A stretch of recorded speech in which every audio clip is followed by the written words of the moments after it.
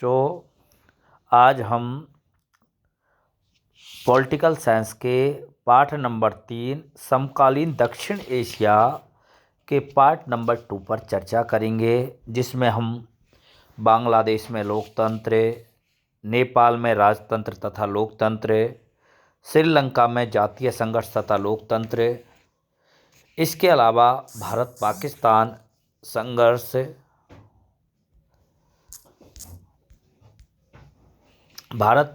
संघर्ष,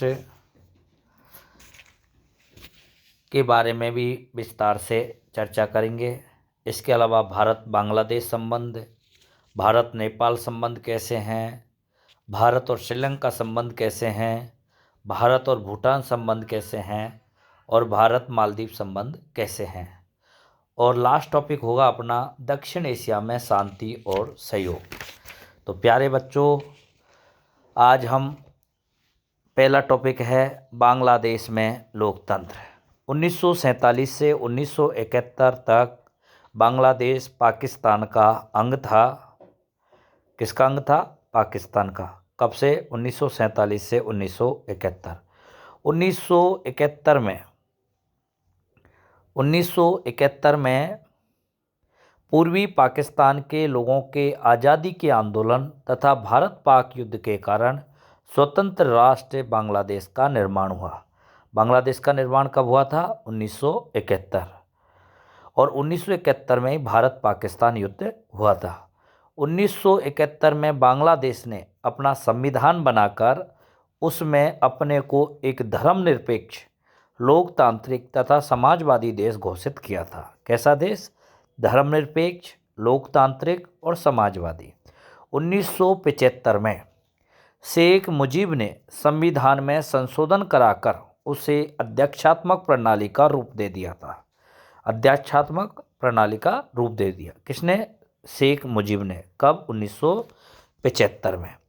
तथा अवामी पार्टी को छोड़कर, कौन सी पार्टी को? अवामी पार्टी को छोड़कर अन्य पार्टियों को समाप्त कर दिया गया। इससे तनाव और संघर्ष की स्थिति पैदा हुई तथा एक त्रासद घटना में शेख मुजीब सेना के हाथों मारा गया। 1975 में सैनिक शासक जिया उर रहमान ने बांग्लादेश नेशनल पार्टी बनाई थी। बांग्लादेश नेशनल पार्टी किसने बनाई थी? 1975 में जिया उर रहमान ने। और 1979 के चुनाव में विजयी रही ये पार्टी, लेकिन जिया उर रहमान की हत्या हो गई और एच.एम. इरशाद के नेतृत्व में एक सैनिक शासन ने बागडोर संभाली। वे 1990 तक सत्ता में बने रहे। 1991 में चुनाव हुए। इसके बाद से बांग्लादेश में बहुदलीय चुनावों पर आधारित प्रतिनिधिक मूलक लोकतांत्रिक कायम है। नेक्स्ट टॉपिक है बेटाओ, नेपाल में राजतंत्र और लोकतंत्र। नेपाल में राजतंत्र और लोकतंत्र। नेपाल अतीत में एक हिंदू राज्य था। आधुनिक काल में 1990 तक यहाँ संवैधानिक राजतंत्र था। एक मजबूत लोकतंत्र समर्थक आंदोलन के कारण राजा ने 1990 में नए लोकतांत्रिक संविधान की मांग को मान ली, लेकिन नेपाल में लोकतांत्रिक सरकारों का कार्यकाल बहुत ही छोटा रहा। 1990 के दशक में नेपाल में राजा की सेना, लोकतंत्र समर्थकों और माओवादियों के बीच त्रिकोणात्मक संघर्ष हुआ था। किन किन के बीच में हुआ था? नेपाल में राजा की सेना के बीच में, लोकतंत्र समर्थकों और माओवादियों के बीच में। फलस्वरूप 2002 में राजा ने संसद को भंग कर लोकतंत्र को समाप्त कर दिया। अप्रैल 2006 में यहाँ देशव्यापी लोक समर्थक प्रदर्शन हुए, अहिंसक रहे। इस आंदोलन का नेतृत्व 7 दलों के गठबंधन, कितने दलों के? 7 दलों के गठबंधन, माओवादियों तथा सामाजिक कार्यकर्ताओं ने किया और पुनः नेपाल में लोकतंत्र की स्थापना हो गई। पुनः यानी दोबारा लोकतंत्र की स्थापना हो गई। माओवादी और कुछ अन्य राजनीतिक समूह भारत की सरकार और नेपाल के भविष्य में भारतीय सरकार की भूमिका को लेकर बहुत शंकित थे। 2008 में नेपाल राजतंत्र को खत्म करने के बाद लोकतांत्रिक गणराज्य बन गया और 2015 में नेपाल ने नया संविधान अपनाया। बेटा अब नेक्स्ट टॉपिक है श्रीलंका में जातीय संघर्ष और लोकतंत्र। श्रीलंका में जातीय संघर्ष और लोकतंत्र। 1948 में श्रीलंका स्वतंत्र हो गया। नंबर 1, स्वतंत्रता 1948 के बाद से लेकर अब तक श्रीलंका में लोकतंत्र कायम है। श्रीलंका को जातीय संघर्ष का सामना करना पड़ा। किसका? जातीय संघर्ष, जिसकी मांग है कि श्रीलंका के एक क्षेत्र को तमिलों के लिए एक अलग राष्ट्र बनाया जाए। श्रीलंका के एक क्षेत्र को तमिलों के लिए एक अलग राष्ट्र बनाया जाए। श्रीलंका की राजनीति में बहुसंख्यक सिहेली समुदाय का दबदबा रहा है। किसका? सिहेली समुदाय का। इन लोगों का मानना है कि श्रीलंका सिर्फ सिहेली लोगों का है, अतः तमिलों के साथ कोई रियायत नहीं बरती जाए। नंबर 4, सिहेलियों के इस उपेक्षा भरे व्यवहार की प्रतिक्रिया में श्रीलंका में उग्र तमिल राष्ट्रवाद की आवाज़ बुलंद हुई। किसकी? उग्र तमिल राष्ट्रवाद की। 1983 के बाद से उग्र तमिल संगठन liberation tigers of Tamil Eelam LTTE ने श्रीलंका की सेना के साथ सशस्त्र संघर्ष प्रारंभ कर दिया, अतः सशस्त्र संघर्ष समाप्त हो गया क्योंकि 2009 में लिट्टे को ख़त्म कर दिया था। लिट्टे कब ख़त्म हुआ था? 2009 में। भूल जाता है लिट्टे की फुल फॉर्म क्या है। बड़ा ही इंपॉर्टेंट क्वेश्चन है बेटाओ एग्जाम की दृष्टि से। LTTE liberation tigers of Tamil Eelam. Liberation tigers of Tamil Eelam. Next है अंदरूनी संघर्ष के झंझावातों को झेलकर भी श्रीलंका ने अच्छी आर्थिक वृद्धि और विकास के उच्च स्तर को प्राप्त किया। दक्षिण एशिया के देशों में सबसे पहले श्रीलंका ने ही अपनी अर्थव्यवस्था का उदारीकरण किया था। बोला जाता है दक्षिण एशिया के किस देश ने सबसे पहले अर्थव्यवस्था में उदारीकरण को शुरू किया था? तो वो था श्रीलंका। इस देश का प्रति व्यक्ति सकल घरेलू उत्पाद दक्षिण एशिया में सर्वाधिक है। साथ ही इस देश ने अपनी लोकतांत्रिक राजनीतिक व्यवस्था कायम रखी। नेक्स्ट टॉपिक है बेटाओ भारत पाकिस्तान संघर्ष। कि भारत और पाकिस्तान के बीच संघर्ष कब हुआ, कौन कौन से हुए, उनके बारे में विस्तार से चर्चा करेंगे। विभाजन के तुरंत बाद यानी 1947 में भारत का विभाजन हो गया। भारत दो भागों में बट गया था, पाकिस्तान और भारत। विभाजन के तुरंत बाद भारत और पाकिस्तान दोनों ही देश कश्मीर मुद्दे पर लड़े। किस मुद्दे पर? कश्मीर मुद्दे पर। पाकिस्तान सरकार का दावा था कि कश्मीर किसका है? पाकिस्तान का है। और भारत और पाकिस्तान के बीच कश्मीर के मुद्दे पर पहले 1947-48 में युद्ध हुआ और फिर 1965 में। कश्मीर मुद्दे को लेकर 1947-48 में भी युद्ध हुआ था और 1965 में, लेकिन युद्ध से इसका समाधान नहीं हुआ। 1948 के युद्ध से कश्मीर के दो भाग हो गए थे। कितने भाग हो गए थे? दो।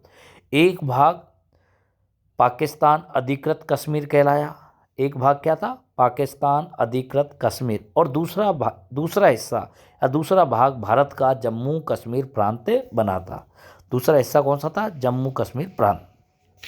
दोनों ही देशों के बीच एक नियंत्रण सीमा रेखा है। क्या है? एक नियंत्रण सीमा रेखा। 1971 में भारत ने पाकिस्तान के खिलाफ एक निर्णायक युद्ध जीता, लेकिन कश्मीर मसला अनसुलझा ही रहा। सामरिक मसलों जैसे सियाचिन ग्लेशियर पर नियंत्रण तथा हथियारों की होड़ को लेकर दोनों देशों के बीच तनातनी रहती है। 1990 के दशक में दोनों देशों ने परमाणु हथियार, मिसाइल हासिल कर लिए हैं। क्या? परमाणु हथियार और मिसाइल। दोनों देशों की सरकार लगातार एक दूसरे को संदेह की नज़रों से देखती है। कैसे? संदेह की न भारत सरकार का मानना है कि पाकिस्तान कश्मीर आतंकवादियों को हथियार, प्रशिक्षण और धन देता है। कि पाकिस्तान है वो कश्मीर के जो आतंकवादी हैं उनको हथियार भी देता है, उनको प्रशिक्षण भी देता है और धन भी देता है। दूसरी तरफ पाकिस्तान सरकार भारत सरकार की खुफिया एजेंसियों पर सिंध और बलूचिस्तान में समस्याओं को भड़काने का आरोप लगाती है। दोनों देशों के बीच सिंधु नदी जल बंटवारे के सवाल पर भी तनातनी हुई है। किसमें? सिंधु नदी जल बंटवारे पर भी।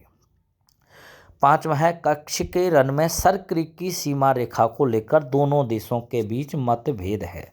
कच्छ के रण में सर क्रीक की सीमा रेखा को लेकर भी। नेक्स्ट टॉपिक है बेटाओ, भारत और बांग्लादेश के संबंध कैसे थे। भारत और बांग्लादेश संबंध पर अपन चर्चा करेंगे। बांग्लादेश और भारत के बीच गंगा और ब्रह्मपुत्र नदी के जल में हिस्सेदारी सहित कई मुद्दों पर मतभेद है। गंगा और ब्रह्मपुत्र नदी के जल में हिस्सेदारी। भारत में बांग्लादेशी शरणार्थियों के अवैध आप्रवास, भारत विरोधी इस्लामी कट्टरपंथी जमातों को समर्थन, म्यांमार को बांग्लादेशी क्षेत्र से होकर भारत को प्राकृतिक गैस निर्यात न कर देने आदि मुद्दों पर दोनों में मतभेद है। एक तो शरणार्थियों के अवैध आप्रवास, भारत विरोधी इस्लामी कट्टरपंथी जमातों को समर्थन, और तीसरा है म्यांमार को बांग्लादेशी क्षेत्र से होकर भारत को प्राकृतिक गैस निर्यात न कर देने के कारण। भारत और बांग्लादेश के सहयोग के क्षेत्र भी हैं, जैसे आर्थिक संबंधों में सुधार, आपदा प्रबंधन और पर्यावरण के मुद्दे पर दोनों में सहयोग। आर्थिक संबंधों में सुधार, आपदा प्रबंधन और पर्यावरण के मुद्दे पर दोनों में सहयोग। 2015 में दोनों ने कुछ परिक्षेत्रों का आदान प्रदान किया है। अपन अब पढ़ेंगे भारत और नेपाल संबंध। भारत और नेपाल के बीच मधुर संबंध हैं। कैसे संबंध है? मधुर। दोनों देशों के नागरिक एक दूसरे के देश में बिना पासपोर्ट और वीज़ा के आ जा सकते हैं और काम कर सकते हैं। यानी बिना पासपोर्ट और बिना वीज़ा के भारत और नेपाल के लोग आ जा सकते हैं और काम कर सकते हैं। नंबर 2, नेपाल की चीन के साथ बढ़ती दोस्ती। नेपाल किसके साथ दोस्ती बढ़ा है? चीन के साथ। नेपाल की चीन के साथ बढ़ती दोस्ती को लेकर भारत ने अपनी अप्रसन्नता जताई है और वह भारत विरोधी तत्वों के प्रति कठोर कदम नहीं उठाता। नेपाल में माओवाद के बढ़ने से भारत के नक्सलवाद को बढ़ावा मिलता है। नेपाल में माओवाद के बढ़ने से भारत के नक्सलवाद को बढ़ावा मिलता है। नंबर 3, नेपाल सरकार ने भारत के अंदरूनी मामलों में दखल देने, नदी जल, पन बिजली आदि मुद्दे पर भारत से नाराज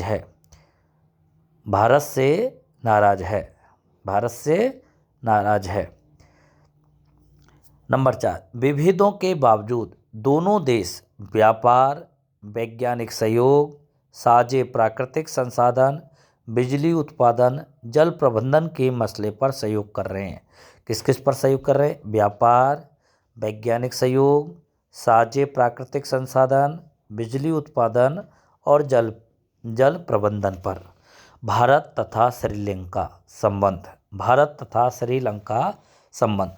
श्रीलंका और भारत के सरकारों के संबंधों में तनाव इस द्वीप में जारी जातीय संघर्ष को लेकर है। किसको लेकर? जातीय संघर्ष को। 1987 के बाद से भारत सरकार श्रीलंका के मामले में असंलग्नता की नीति अपनाए हुए है। कैसी नीति? असंलग्नता की नीति। दोनों ने एक मुक्त व्यापार समझौते पर हस्ताक्षर कर व्यापारिक संबंधों को सुदृढ़ किया है। भारत भूटान संबंध। भारत भूटान के बीच बहुत अच्छे संबंध हैं। भारत मालदीव संबंध, मालदीव के साथ भी भारत के सौहार्दपूर्ण संबंध हैं। दक्षिण एशिया में भारत केंद्र में स्थित है और अन्य देश भारत की सीमा के इर्द गिर्द पड़ते हैं, इसलिए इस क्षेत्र में सभी बड़े झगड़े भारत और उसके पड़ोसी देशों के बीच हैं। भारत नहीं चाहता है कि इन देशों में राजनीतिक अस्थिरता पैदा हो, क्योंकि ऐसी स्थिति में इस क्षेत्र में बाहरी ताकतों को प्रभाव जमाने में मदद मिलेगी। दूसरी तरफ छोटे देशों को लगता है कि भारत दक्षिण एशिया में अपना दबदबा कायम करना चाहता है। नेक्स्ट टॉपिक है बेटाओ, दक्षिण एशिया में शांति और सहयोग। दक्षिण एशिया में शांति और सहयोग। दक्षिण एशिया के देश आपस में दोस्ताना रिश्ते तथा सहयोग के महत्व को पहचानते हैं। जैसे नंबर 1, इस क्षेत्र में शांति के प्रयास द्विपक्षीय भी हुए हैं और क्षेत्रीय स्तर पर भी हुए हैं। शांति के प्रयास दो पक्षों के बीच में हुए हैं और क्षेत्रीय स्तर पर भी हुए हैं। नंबर 2, तक्षेस जिसको बोलते हैं सार्क, इन देशों का आपस में सहयोग की दिशा में उठाया गया बड़ा कदम है। तक्षेस ने इस क्षेत्र में मुक्त व्यापार हेतु साप्टा समझौता किया है। कौन सा समझौता? साप्टा समझौता, जो किससे संबंधित है? मुक्त व्यापार से संबंधित है। भारत ने भूटान, नेपाल, श्रीलंका से द्विपक्षीय व्यापार समझौते किए हैं। द्विपक्षीय व्यापार समझौते भारत ने किन किन देशों के साथ किए? एक तो भूटान के साथ में, नेपाल के साथ में और श्रीलंका के साथ में। भारत पाकिस्तान के बीच वार्ताओं के दौर जारी हैं। पिछले कुछ वर्षों से दोनों देशों के पंजाब वाले हिस्से के बीच कई बस मार्ग खुले हैं। नंबर 5, पिछले 10 वर्षों से भारत और चीन के संबंध बेहतर हुए हैं। किसके? भारत और चीन के। लेकिन चीन की रणनीतिक साझेदारी पाकिस्तान के साथ में है। चीन की रणनीतिक साझेदारी किस देश के साथ में? पाकिस्तान के साथ में। यह भारत चीन संबंधों में एक कठिनाई है। वर्तमान में चीन भारतीय सीमा पर अपनी विस्तारवादी नीति के चलते घुसपैठ की प्रक्रिया जारी रखे हुए। कौन सी नीति पर? विस्तारवादी, यानी घुसपैठ की प्रक्रिया जारी रखे हुए। इसके कारण भी दोनों देशों के मध्य तनाव उभरा है।